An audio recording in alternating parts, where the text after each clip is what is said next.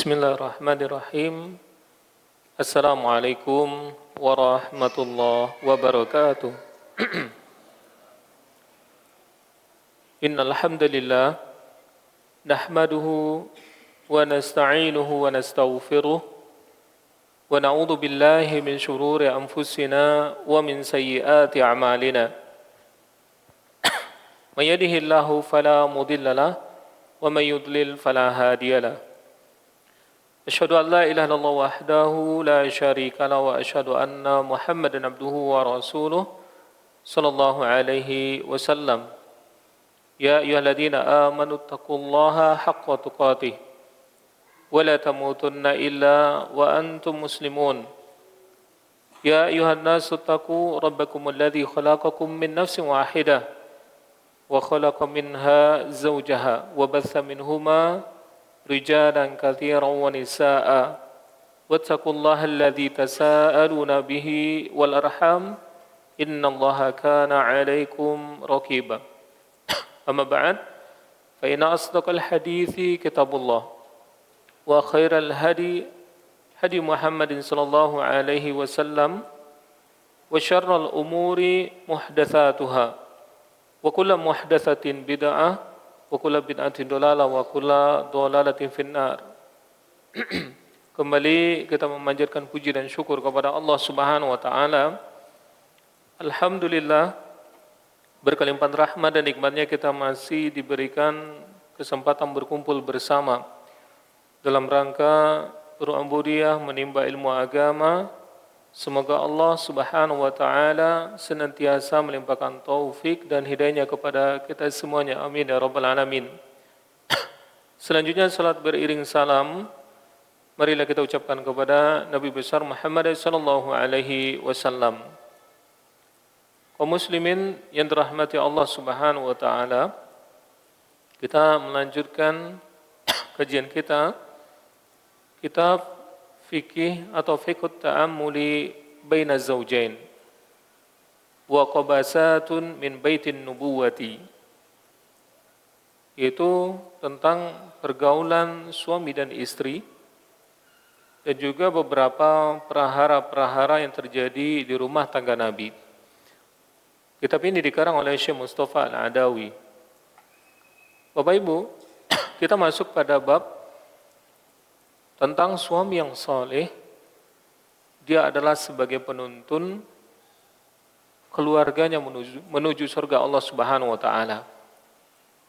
Pada bab sebelumnya kita telah mempelajari di hari Ahad yang lalu, yaitu qawamatur rajuli 'alal mar'ah, kepemimpinan suami terhadap istrinya. Kaidah ini adalah kaidah yang sangat penting yang betul-betul didudukkan di dalam rumah tangga. Kita telah membahas tentang bagaimana Allah Subhanahu wa taala mengangkat para suami sebagai pemimpin. Di dalam surat An-Nisa ayat 34 Allah mengatakan ar-rijalu qawwamuna 'alan nisa.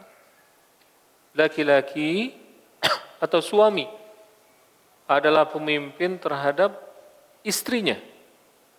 Syekh mengatakan di sini wa tansibuhu qayyiman. Perlu kita ingat yang mengangkat suami menjadi pemimpin alal baiti di rumahnya innama huwa minallahi subhanahu wa ta'ala. Yang mengangkat itu adalah Allah Subhanahu wa ta'ala. Dan perlu kita ketahui bahwasanya di antara kepemimpinan yang ada di atas dunia ini, ada proses kepemimpinan itu dipilih oleh musyawarah. Ada dipilih juga oleh rakyat. Akan tetapi kepemimpinan kita Pak sebagai suami yang mengangkat itu adalah Allah Subhanahu wa taala. Dan kita akan bertanggung jawab terhadap apa yang kita pimpin. Sehingga Allah mengatakan ar-rijalu qawwamuna 'alan nisa. Dengan ini Allah mengatakan laki-laki adalah pemimpin terhadap istrinya. Maka tolong bertanggung jawab. dan rasakan bahwasanya kita memang bertanggung jawab terhadap rumah tangga kita. Dua faktor yang telah kita sebutkan, alasan Allah Subhanahu wa taala memilih kita sebagai pemimpin. Yang pertama, surat An-Nisa 34 mengatakan, bima faddalallahu ba'dahum ala ba'din. Kenapa? Karena Allah telah melebihkan sebagian mereka, maksudnya adalah laki-laki, ala ba'din, di atas wanita. Syekh Mustafa Al-Adawi mengatakan, bima faddalallahu ala ba'din, ba'dahum ala ba'din.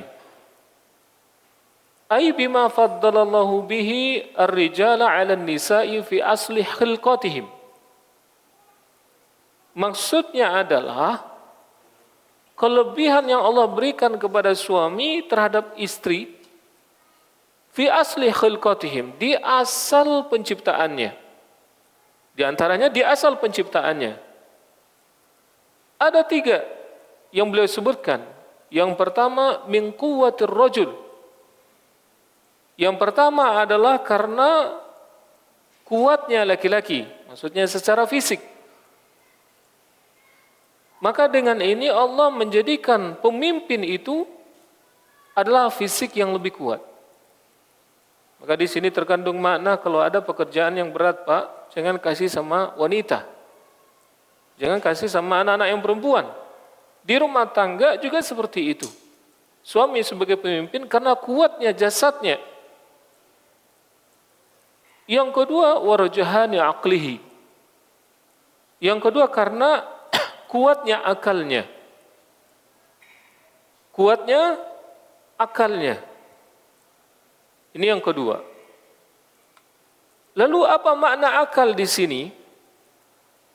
Apakah makna akal itu zaka atau kepintaran seseorang? Misalnya nilai rapor misalnya. Jawabannya tidak. Akal yang dimaksudkan di sini adalah husnu tasarruf. Tepatnya tindakan dan tepatnya keputusan. Jadi salah seorang pemimpin, Bapak sebagai pemimpin, Bapak yang memutuskan. Yang mengambil keputusan itu kita. Dan yang lebih tepat keputusannya adalah pemimpin, yaitu laki-laki. Suami dalam rumah tangga. Hal ini mengandung makna, wahai Bapak, bahwasanya kewajiban kita melihat problem atau masalah-masalah yang terjadi dalam rumah tangga. Dan perlu diingat bahwasanya istri kita akan mengadu atau menanyakan kepada kita atau mencari solusi karena husnul tasarruf. Karena yang paling tepat keputusannya itu adalah laki-laki. Jadi kalau ada masalah, tolong dengarkan istri, Pak. Tolong betul-betul kita berdiskusi dengan istri. Luangkan waktu sampai di rumah. Kalau ada masalah-masalah yang terjadi dalam rumah tangga, tolong beri jalan keluar karena akal kita kuat. Maka Rasulullah SAW meluangkan waktunya dengan Aisyah sampai malam-malam, walaupun di antara yang dibicarakan oleh istri, ya mungkin hanya hal-hal yang biasa-biasa saja, yang mungkin kita anggap tidak perlu. Tapi Masya Allah hadis ini dicantumkan dalam bab ilmu bagaimana Rasulullah melayani Aisyah untuk bercerita. Karena memang ada pahala di sana. Dan perlu diingat bahwasanya wanita itu sebaliknya. Kalau laki-laki kuat akalnya, wanita tidak. Tidak seperti laki-laki. Maka yang perlu diingat oleh suami adalah wanita sering mengadu. Ya, wanita sering meminta solusi. Terkadang di antara mereka mengerti solusi, tapi tetap bertanya kepada kita, Pak. Betul. Warujahani aqlihi, ini adalah akal, ya, husnul tasarruf yang diberikan kepada laki-laki. Kemarin kita contohkan masalah dunia saja, Bapak di kantor di antaranya, ya. Di perusahaan dunia saja sudah ada pimpinan dan sudah ada bawahan. Kira-kira misalnya kita jadi karyawan lah ya. Kalau ada masalah setiap hari dalam kerja, kemana kita mengadu? Ke orang luar? Tidak. Ke tetangga? Tidak. Tapi kita mengadu itu kepada pimpinan perusahaan. Ya. Dengan itu kita mengadu kepada dia dengan ada masalah-masalah ini dan dialah yang mencari solusi. Ya. Kalau seandainya dia mengatakan, wahai Bapak, ya, apa masalah tadi? Biar saya selesaikan. Jalan keluar dan keputusan diberikannya. Ini baru pimpinan namanya. Tapi kalau seandainya pimpinan misalnya di dalam dunia saja, di perusahaan saja, kita banyak masalah. Kita ingin solusi. Apa kata pimpinan? Ya, nggak tahu ang bodoh. Cari salah seorang. Ini pimpinan seperti apa ini? Walhasil apa? Ini dalam masalah dunia saja kita bisa mengatakan pimpinan ini betul-betul menjadi pimpinan ataukah tidak dari sisi mencari jalan keluar permasalahan kerja atau perusahaan. Mimba bil aula, apalagi dalam masalah akhirat. Kita berkeluarga bukan perusahaan dunia,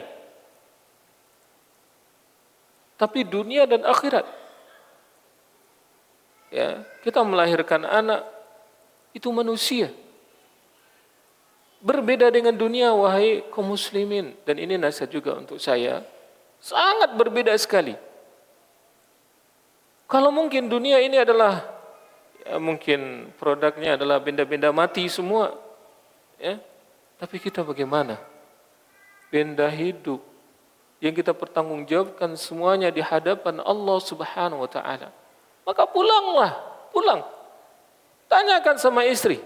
Sebagaimana di dunia kita punya target tahunan, harian, bulanan, tahunan. Pernahkah kita mengkaji dengan istri? Dek, hari ini anak berapa halaman ngaji? Target kita berapa sih? Sampai ke target. Bulanannya bagaimana? Tahunannya bagaimana? Itu di tangan kita tanggung jawabnya. Maka kita dijadikan sebagai pemimpin karena rojhani aklihi, kita yang kuat akal kita. Baik. Kemudian yang ketiga, wajiladatihi wa sabrihi. Ini sedikit saya perlu sampaikan lagi ini. Kita perlu sampaikan sabar. Kelebihan kesabaran yang ada pada laki-laki ketimbang wanita. Jadi memang ibu-ibu itu asalnya atau secara umumnya kurang sabar. Yang banyak sabar itu adalah laki-laki. Sabar itu apa kaum muslimin, Bapak dan Ibu? Sabar itu adalah habsun nafsi ala ta'atillah bil muhafazati 'alaiha dawaman, sampai yang akhir-akhir. Dalam Riyadhus Shalihin disebutkan bahwasanya sabar itu adalah habsun nafsi. Sabar itu adalah ketahanan diri sebenarnya, memenjarakan diri. Ketahanan jiwa, Pak.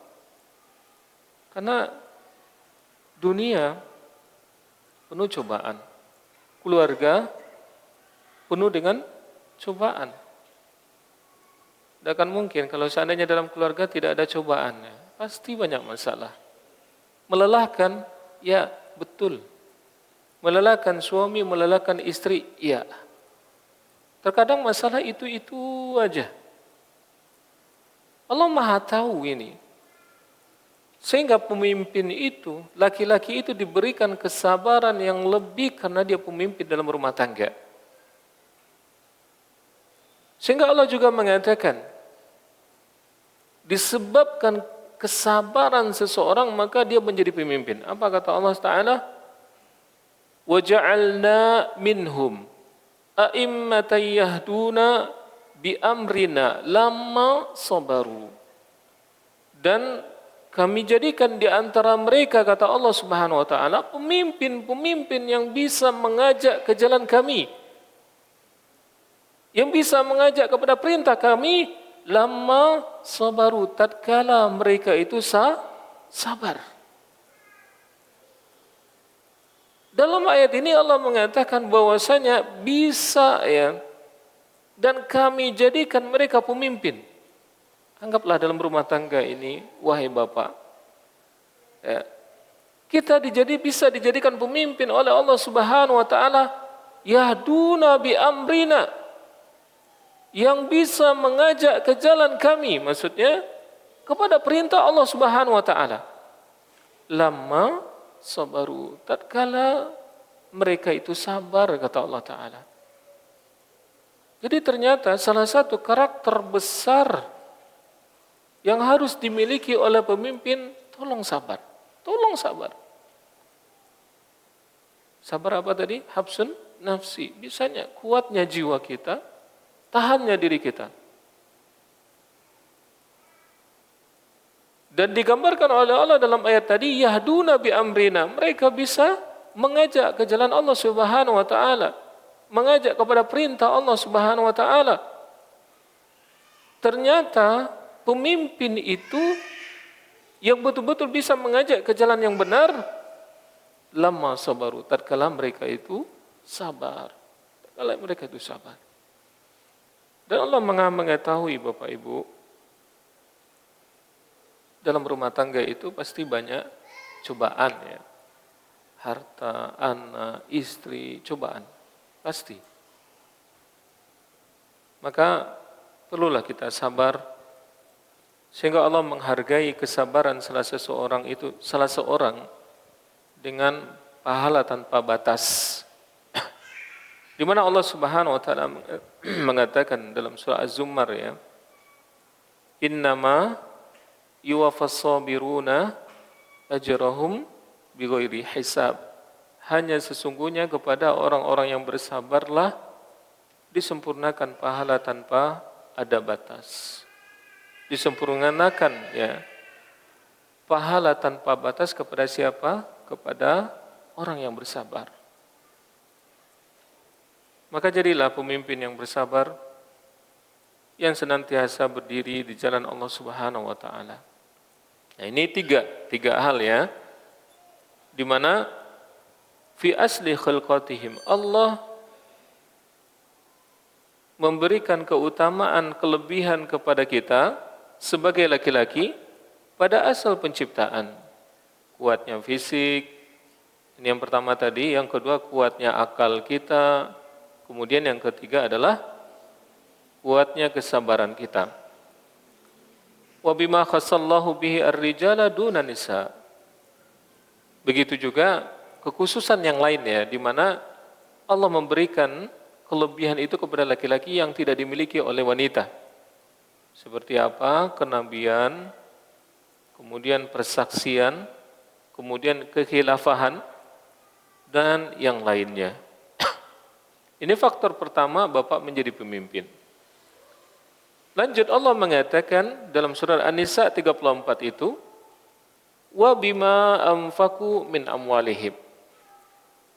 Kenapa kita menjadi pemimpin? Karena yang faktor yang kedua yang besar itu adalah karena anfaqu min amwalihim, suami yang memberikan nafkah kepada istrinya dari harta suami.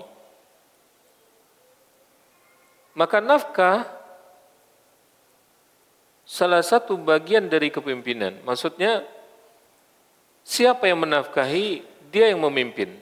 Di perusahaan kita juga mengenal seperti ini ya. Kalau ada bos, ada karyawan, ya karyawan disuruh kerja, bos menggaji. Dalam rumah tangga, apalagi 100% kewajiban suami menafkahi istrinya. Beliau mengatakan, farrajulu yunfiku 'alal mar'ati mundu bidayati 'aqdihi 'alaiha. Seorang laki-laki dia menafkahi istrinya semenjak pertama terjadi akad ya. Jadi qabiltu nikahaha bimahrin madhkurin. Aku terima nikahnya dengan mahar tersebut. Berarti kan langsung ya dia punya kewajiban menafkahi semenjak akad. Setelah sah akad, fayajibu laha 'alaihi mahrun, maka wajib suami memberikan mahar kepada istrinya. Wa yajibu laha 'alaihi it'amun, wajib suami memberikan kepada istrinya makanan, wa kiswatun wa maskanun, begitu juga pakaian dan tempat tinggal, wasairu aujahil infaqi wal alwajibah linisa'i 'ala rijali, dan seluruh bentuk-bentuk nafkah yang wajib yang harus diberikan yang harus diberikan suami kepada istrinya.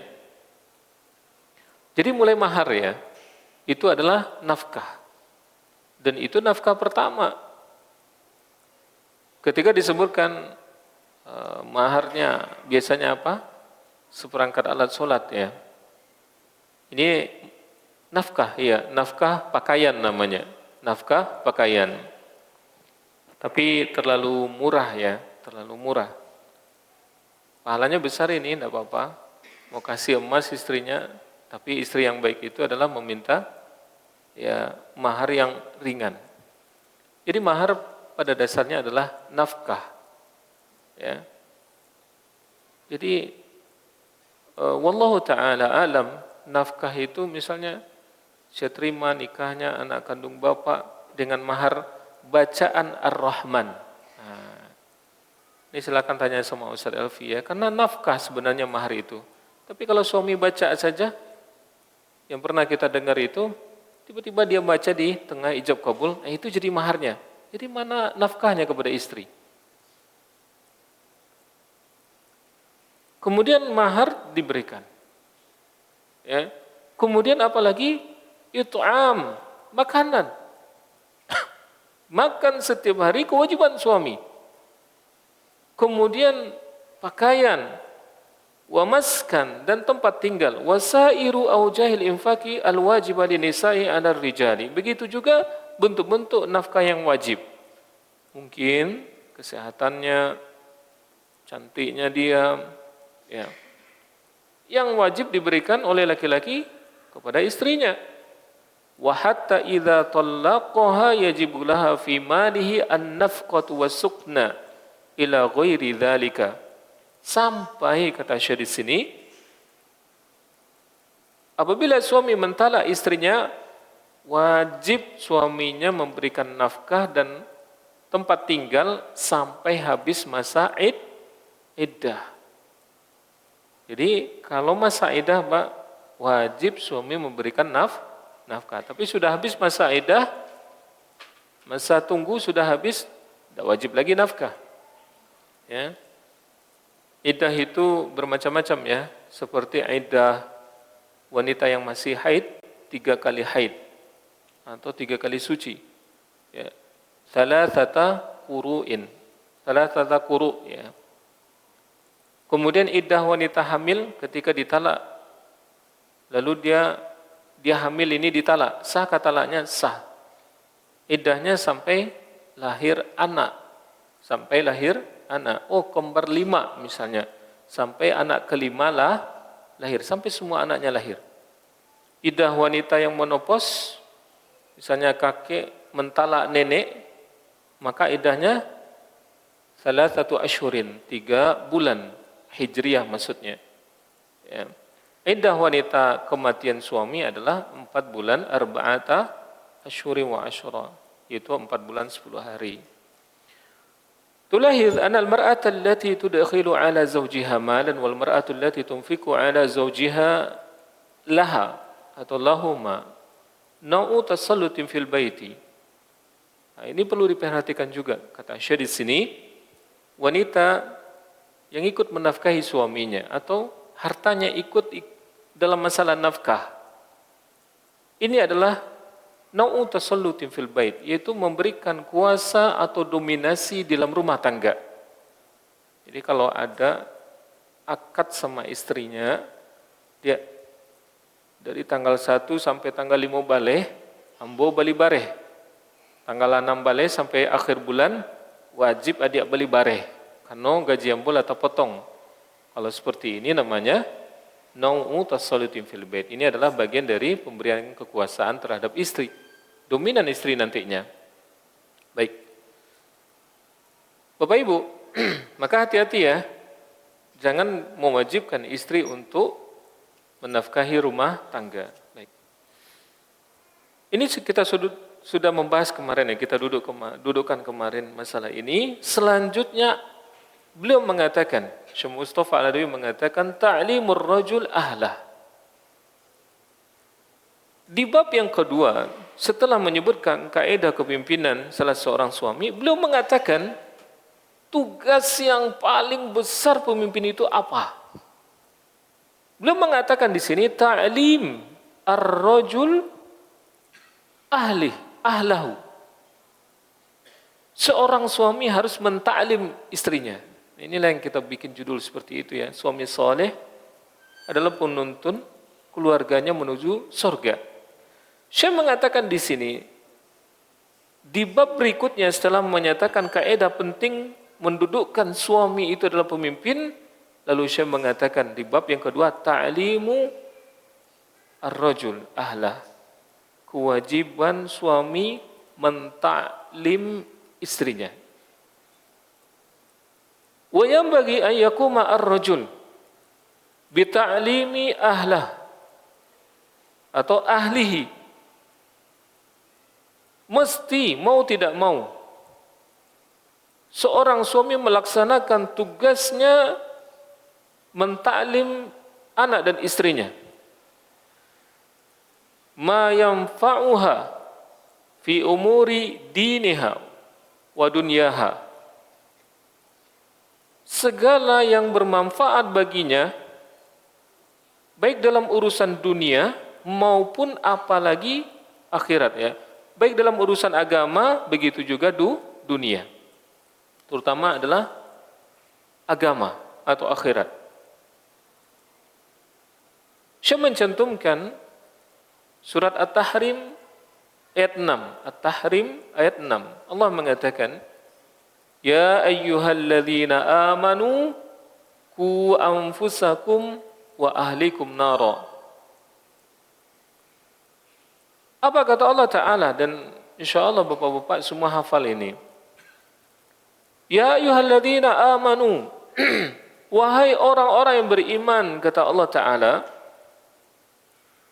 ku jagalah anfusakum dirimu, wa ahlikum anak dan istrimu nara dari api neraka. Kita ulangi ya. Wahai orang-orang yang beriman, tolong jaga dirimu dan anak istrimu dari api neraka. InsyaAllah kita sudah hafal ya Bapak Ibu. Surat berapa tadi? At-Tahrim ayat yang ke-6. Allah mulai dengan kata panggilan ya. Kepada siapa? Kepada orang-orang yang beriman. Jadi ada gaya bahasa Al-Quran ini. Ya ayyuhalladzina amanu. Wahai orang-orang yang beriman. Banyak kan di dalam Al-Quran. Ya ayyuhalladzina amanu.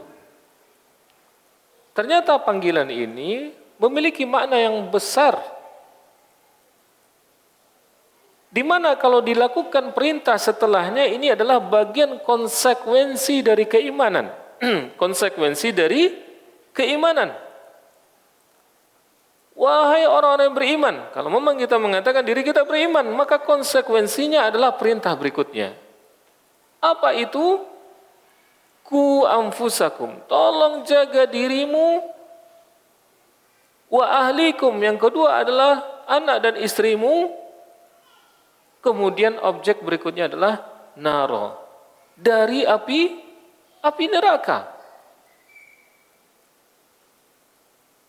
Bagian dari konsekuensi keimanan adalah penjagaan inilah.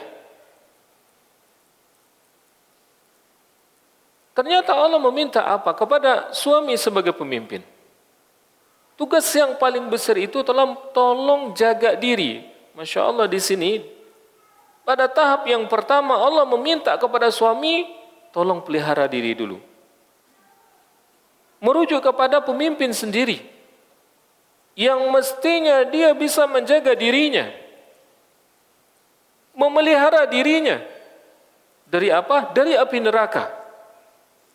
Jadi Allah minta bahwasanya pemimpin yang betul-betul sesuai dengan agama adalah pemimpin yang bisa menjaga dirinya sendiri dahulu. Dan kita harus menjaga diri dari apa? Dari api neraka. Allah tidak minta kepada kita apa? Ku anfusakum wa ahlikum faqira, jagalah dirimu dan keluargamu dari kefakiran, tidak. Tapi Allah minta kepada kita jaga diri dari api neraka.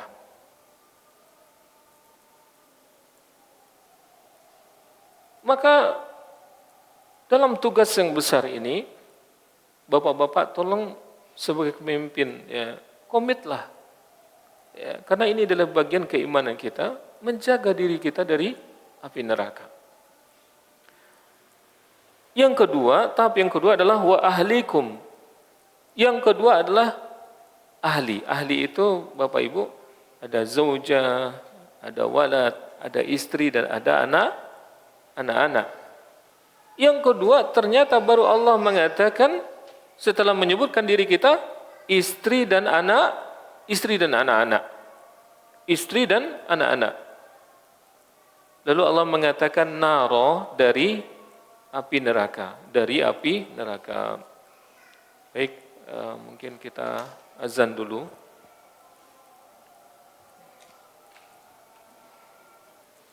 Baik, Bapak Ibu kita lanjutkan. Ini adalah makna dari surat At-Tahrim ayat 6. Sehingga Ali bin Abi Thalib mengatakan maknanya adalah addibuhum wa'allimuhum. Addib, asal katanya kan adab ya. Didik mereka, termasuk adab mereka. Dulu kan adab. Ya. Kemudian wa'allimuhum, allimuhum, ya, ta'lim mereka. Ajari mereka agama. Jadi ta'dib, pendidikan adab, pendidikan agama, ta'lim terhadap agama mereka, kewajiban yang besar dari suami. Dan betapa banyak hak mereka yang harus bapak bayarkan. Dan akan kita pertanggungjawabkan semuanya di sisi Allah Subhanahu wa ta'ala. Sampai Rasulullah SAW mengatakan la tu'addun al-huquqa ila ahliha. Sungguh kamu akan menunaikan hak kepada pemiliknya di yaumil akhir nantinya, di hari kiamat. Kalau tidak tuntas hak di atas dunia, maka ditunaikan di akhirat. Hatta sampai kepada binatang yang tidak bertanduk, meminta haknya dari yang bertanduk. Dalam hadis yang diriwayatkan oleh Imam Muslim ini, ternyata dalam masalah hak, bukan hanya manusia, binatang saja ketika menzalimi binatang yang lain, kan yang suka menanduk itu yang bertanduk ya. Kalau tidak bertanduk, kan zalim. Jadi kalau yang bertanduk suka menzalimi yang tidak punya tanduk. Yang punya kekuasaan juga seperti itu. Suami juga punya kekuasaan, punya tanduk dia. Ya. Allah Ta'ala alam, kalau suka menanduk kita, sampai binatang saja yang tidak bertanduk, maka meminta haknya nanti dari yang menanduknya, dikisos mereka. Bagaimana kalau seandainya kita di atas dunia tidak memberikan hak kepada pemiliknya, termasuk anak kita, dan hak pendidikan, hak agama, mengajari mereka agama, ini adalah hak yang luar biasa besar di sisi Allah Subhanahu wa ta'ala. Lebih besar dari nafkah, jelas besar sekali. Maka perlu kita ingat bahwasanya kalau kita tidak memberikan hak itu kepada anak-anak dan istri kita, maka kita akan dituntut. Sampai Nabi SAW dalam hadis yang lain yang dipandang sahih ya, ketika dilihat dari jalur yang lain, Nabi SAW mengatakan, "Thalathatun qad harramallahu alaihimul jannata, mudminul khamri wal 'aku wad dayuth alladhi yuqirru fi ahlihi al-khubatha." 3 orang kata Nabi. Ada 3 orang ini. Qad harramallah, sungguh Allah mengharamkan kepada dia, dengan kata taukid ya, dengan takkid. Sungguh benar-benar Allah haramkan kepada dia, kepada 3 orang ini al-jannah, surga. Haram bagi orang ini surga. Yang pertama adalah mudminul khamri, pecandu khamar. Yang candu ya, bukan sekali atau 2 kali minum, tapi candu. Ini orang kesehatan biasanya tahu kalau sudah candu, apalagi narkoba, rusaknya luar biasa. Mudminul khamri, pecandu khamar. Yang kedua adalah wal'aku. Wal'aku adalah pendurhaka. Pendurhaka. Berarti memang karakternya durhaka kepada orang tua. Maksudnya durhaka kepada orang tua ya. Uququl walidain, yaitu durhaka kepada orang tua. Yang ketiga adalah waddayuth alladhi yuqirru fi alihi al-khubatha, yaitu suami. Ternyata suami terancam. Suami yang mana? Alladhi, yang yuqirru, menyetujui, fi ahlihi al-khubatha, di rumah tangganya terjadi kekejian. Jadi kan ada 3, dan ini nasihat bagi kita semuanya. Ada 3 yang Allah haramkan kepada dia surga. Benar-benar Allah haramkan kepada dia surga. Yang pertama adalah pecandu khamar. Alhamdulillah, yang di masjid, mudah-mudahan tidak ada satupun. Alhamdulillah. Yang kedua, wal'aku. Ini wallahu alam. Yang durhaka kepada orang tua. Bapak, kalau bapak ini menjadi suami, mana yang untuk berbakti, mana yang lebih dahulu kita pada orang tua atau kepada keluarga kita? Maksudnya istri dan anak-anak. Tentu orang tua ya. Maka selesai ijab kabul memang dalam masalah kebaktian orang tua dulu. Walaupun orang tua tidak setiap hari ya bertemu dengan kita. Telepon mungkin, kirim, belanja. Karena kita sudah belajar, kita fikir mulakhas kalau tidak salah. Nafkah itu termasuk nafkah usul ya, nafkah orang tua. Ya, ada juga kalau kita sudah berlebih pada diri kita, pada anak istri, kasih orang tua. Ini besar sekali pahalanya. Dan ini termasuk nafkah. Yang asal nafkah itu adalah wajib orang tua, dan kita mau tua semuanya. Sudah pensiun, tidak bisa lagi bekerja, maka anak laki-lakinya yang menafkahi dia. Kalau anak laki-lakinya mampu. Ya, nafqatul usul. Ya, maka jangan durhaka kepada orang tua. Kalau yang pendurhaka itu haram masuk surga. Yang ketiga adalah waddayuth. Nah, ini suami yang dayuth. Ternyata kita kalau di mana yang lebih banyak? Sekarang yang bujangan atau yang sudah menikah ini? Atau bujangan semua ya, mana tahu ngaku bujangan di sini. Ya, suami, saya sebagai suami juga terancam. Bapak-bapak juga terancam, haram masuk surga. Kapan?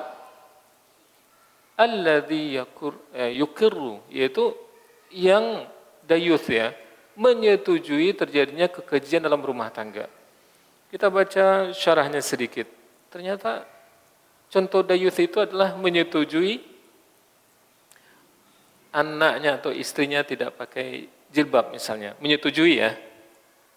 Berbeda kalau sudah didakwahkan, tidak mau dia, itu kan hidayah dari Allah. Ya.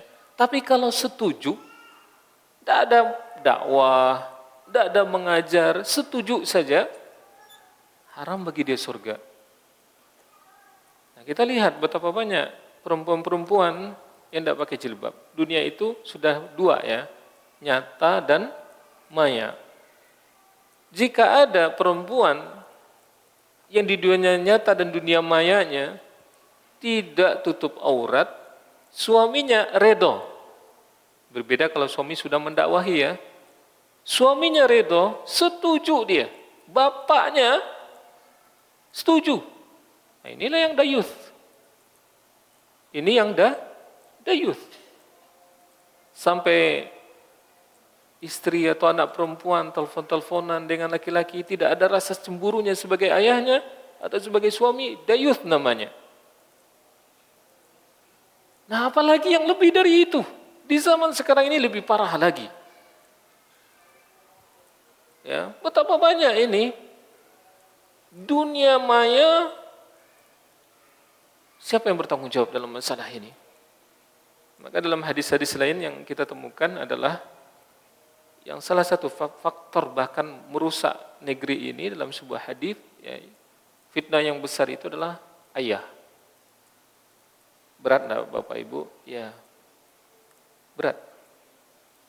Maka kita tidak berbicara di perusahaan dunia ya, tapi di keluarga itu luar biasa. Bebannya berat sekali. Ya. Waddayuthul ladzi yukirru fi alihi al-khubatha, suami yang dayuth setuju dia terhadap kekejian yang terjadi dalam rumah tangganya. Haram bagi dia surga. Betapa banyak ya yang tidak merasakan ancaman ini sehingga berleha-leha dalam masalah ini. Kita minta setiap hari hendaknya kita merasakan ancaman ini. Apa ancamannya? Haram bagi dia surga. Ya. Walaupun ini tidak mengeluarkan dari agama, tapi ancamannya besar sekali. Haram bagi dia surga. Maka ku anfusakum, jagalah dirimu dan keluargamu dari api neraka. Allah tidak berfirman ya, ku anfusakum wa ahlikum fakira, jagalah dirimu dan keluargamu dari kemiskinan, tidak. Tapi dari api neraka. Berarti kan ada dua tadi. Yang pertama menjaga diri. Yang kedua adalah menjaga anak dan istri.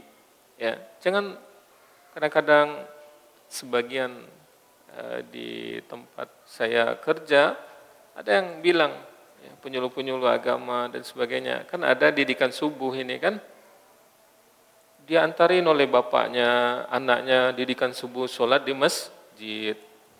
Bapaknya pakai celana pendek, mungkin belum mandi wajib, mungkin ya mohon maaf. Kadang dia ngantarin anaknya, lalu dia pulang.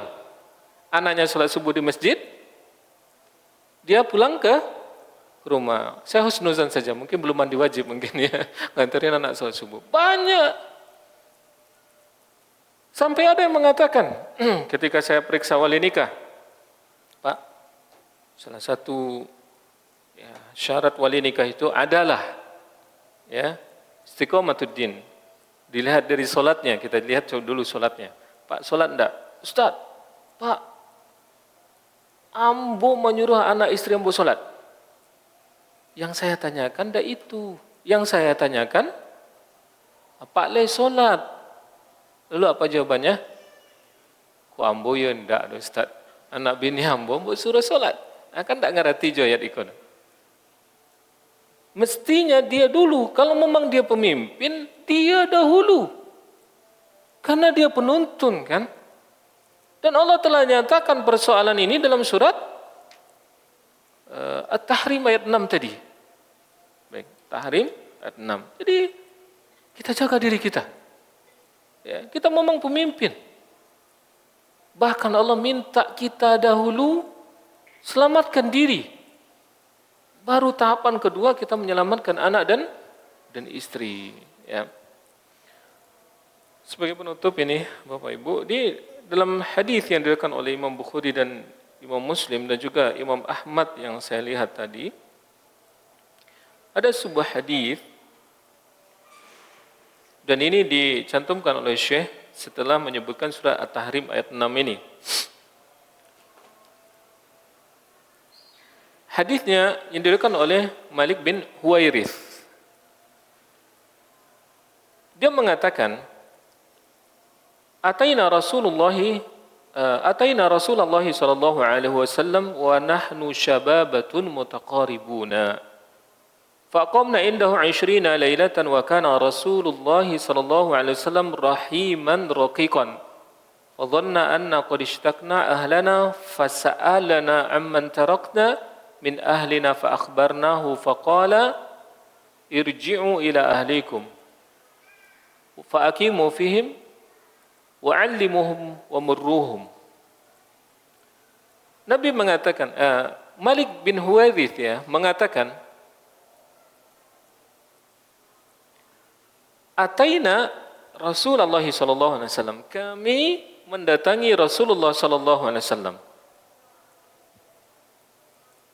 Wa nahnu syababatun, dan kami para pemuda mutaqaribuna yang sebaya umurannya.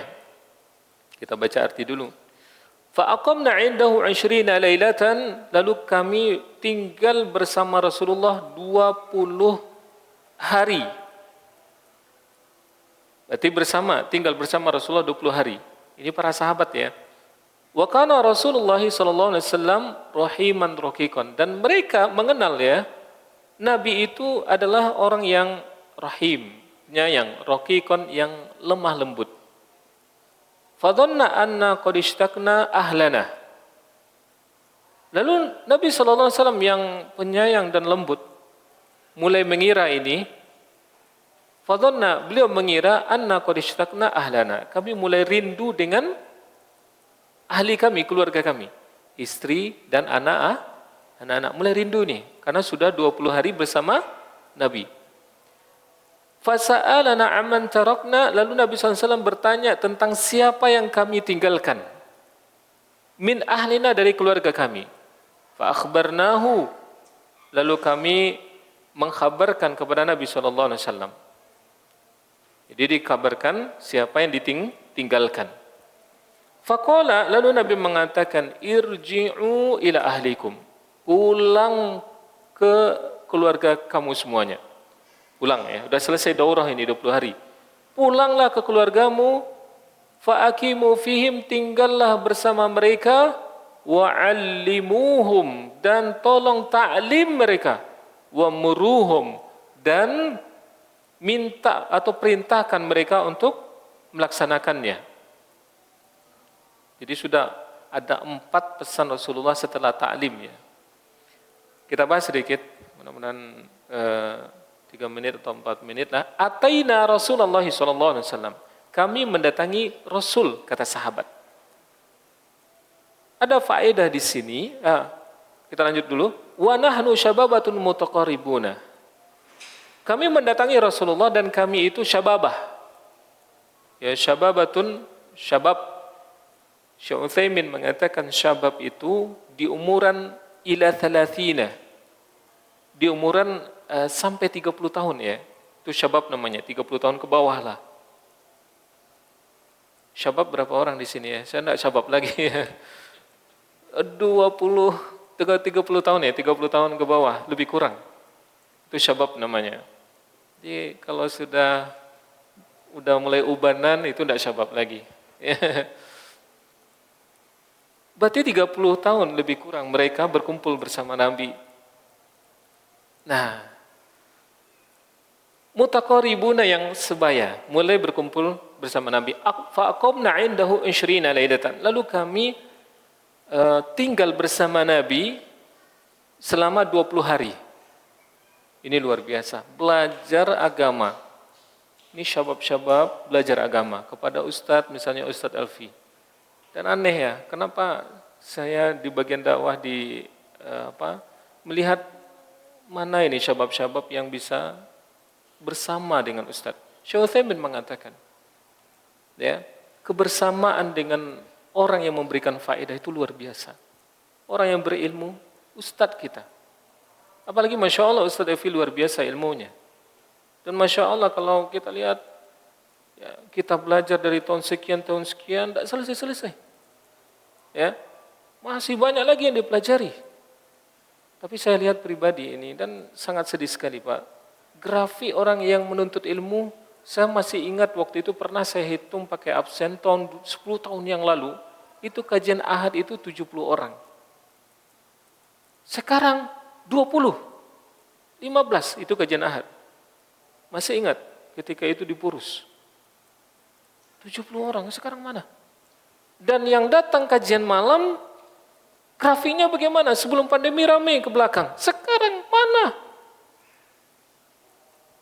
Imam Syafi'i mengatakan, jadi kebersamaan dengan orang yang memberi faedah, anggaplah Ustadz Elfi misalnya, ya, itu betul-betul bagian dari menuntut ilmu sebagaimana sahabat itu bersama dengan Nabi.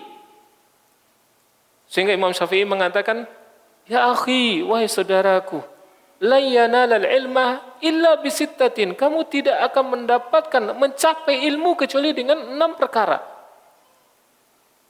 apa kata beliau?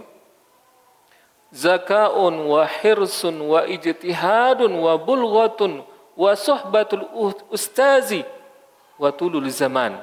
Ada 6 hal. Kecerdasan, ya, semangat yang kuat, ijtihad, ya, bersungguh-sungguh, bulghah finansial, ya. Yang kelima adalah suhbatul ustaz, berkebersamaan dengan ustaz, mulazamah dengan ustaz. Kemudian apa lagi? Watulul zaman, dalam waktu yang panjang, zaman yang panjang.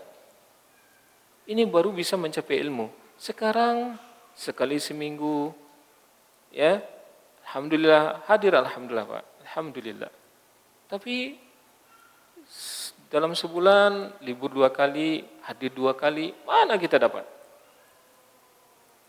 Nah, ini para sahabat syabab yang sudah berkeluarga, dan Masya Allah, faedah yang lain kita ambil di sini. Ternyata yang berkeluarga itu datang kepada Rasulullah, fa'aqamna indahu 20 lailatan. Lalu dia belajar bersama Rasulullah 20 malam. Ya, bukan hanya makan-makan, bukan hanya cerita-cerita, tidak, tapi adalah menuntut ilmu agama. Karena mereka tahu bahwasanya suami itu pemimpin dan dia mengajar anak dan istrinya. Lalu dia belajar selama 20 hari bersama Rasulullah SAW. Maka belajarlah selama ustaz kita masih hidup. Kalau tidak, yang kita ragukan, meninggal ustaz senior, siapa lagi Pak? Siapa lagi? Kemana kita mau menuntut ilmu lagi? Dan ini qadarullah, ya. Sebagaimana sahabat sedihnya meninggal Rasulullah, terasa gelap semuanya. Mana kebersamaan kita dengan orang yang berilmu, menuntut ilmu? Sahabat sadar dalam masalah ini. Fa'aqamna indahu 20 lailatan, sampai 20 hari mereka belajar. Syekh Utsaimin juga dan Syekh Abdul Razak mengatakan mereka belajar apa? Belajar tentang perkataannya. Semua hadis, ya, baik itu perkataannya, baik itu perbuatan Nabi maupun takrir Nabi, dipelajari semuanya. Dipelajari dalam waktu 20 hari, luar biasa. Ya, dikhususkan 20 hari. Wa kana Rasulullah SAW, lalu disebutkanlah salah satu, ini hadisnya panjang ya Bapak Ibu, saya potong saja sampai di sini. Nabi SAW itu penyayang, dan Nabi itu lemah lembut.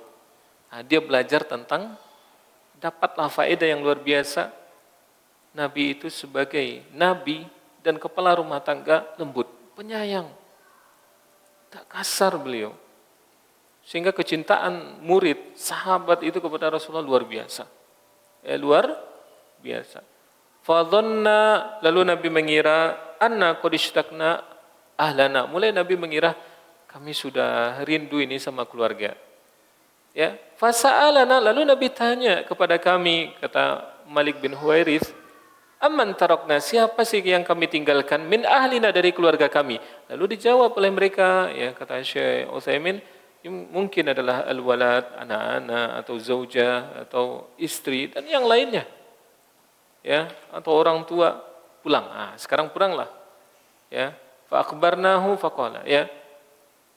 Lalu kami kabarkan siapa yang kami tinggalkan. Lalu Nabi mengatakan, irji'u ila ahlikum.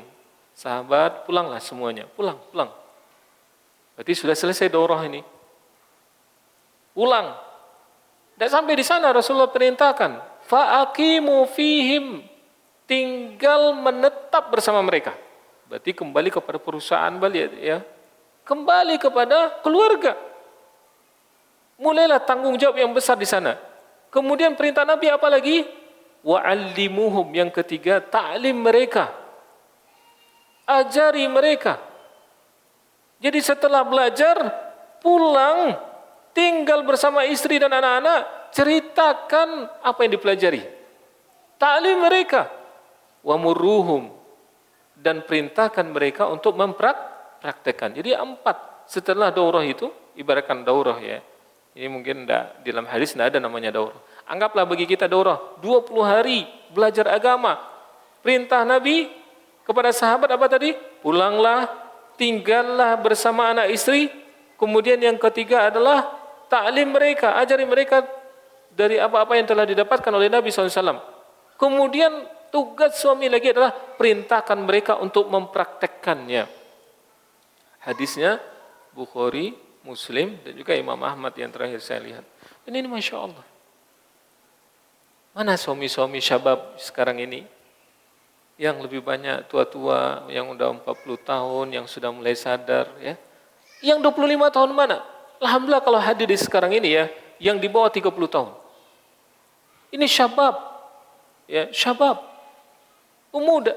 Ternyata mereka setelah menikah itu justru datang kepada Nabi dan belajar. Sekarang sebelum menikah jadi ikhwan, ya, jadi akhwat, gitu. Sering kajian, lalu bikin proposal, gitu ya. Saya kajian dengan ustadz ini, proposal ustadz ini, ya. Setelah menikah hilang, ya.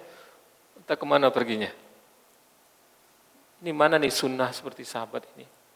Ya, maka belajarlah. Kalau kita mau jadi guru ya, untuk jadi dokter saja berapa tahun ya? Dokter 6 tahun ya, misalnya anggap 6 tahun baru dokter. Ada enggak yang mau berobat di dokter umum sekarang ini? Enggak mau. 6 tahun dia belajar. Ya, spesialis berapa tahun Pak? Yang Bapak dokter di sini ya. Kalau spesialis itu baru lulus, misalnya ibu-ibu mau melahirkan nih, mau enggak sama spesialis yang baru lulus? Saya yakin tidak. Praktek dulu. Kan gitu ya. Dalam dunia saja sudah seperti itu. Punya spesifikasi ilmu, sudah lulus, lalu spesialis lagi. Adakah pelanggan? Belum tentu. Belum ada buktinya, kan gitu ya. Dijalankan dulu, oh berhasil. Ya, baru orang percaya. Sekarang para suami pernah enggak kuliah 4 tahun seperti dokter? 6 tahun seperti dokter? Enggak ada Pak. Kalau bisa bikin yayasan ya, persiapan jadi suami ya Pak Haji. Ini Masya Allah. Karena semua kita, insya Allah 90% jadi suami. Enggak ada yang jadi dokter itu berapa orang cuman semangat masalah dunia ini Pak. Tapi masalah menuntut ilmu agama, khusus persiapan jadi suami, tidak ada sekolahnya. Ya alhamdulillah di pondok mungkin ya, di pondok belajar bahasa Arab, alhamdulillah. Tapi qadarullah, itulah kita mau jadi pemimpin mesti punya ilmu. Maka sahabat dia dorong, dia bersama Nabi, lama waktunya dengan Nabi, pulang kepada keluarga, mereka ajari anak istrinya untuk agama. Maka semangat Pak, semangatlah. Menimba ilmu agama, semuanya perlu untuk anak dan istri kita. Demikian Bapak Ibu, mungkin ini nasihat untuk saya pribadi dan kita semuanya. Semoga Allah memudahkan kita ya untuk menjalani keluarga kita. Demikian. Subhanaka Allahumma bihamdika asyhadu an la ilaha illa anta astaghfiruka wa atubu ilaik. Assalamualaikum warahmatullahi wabarakatuh.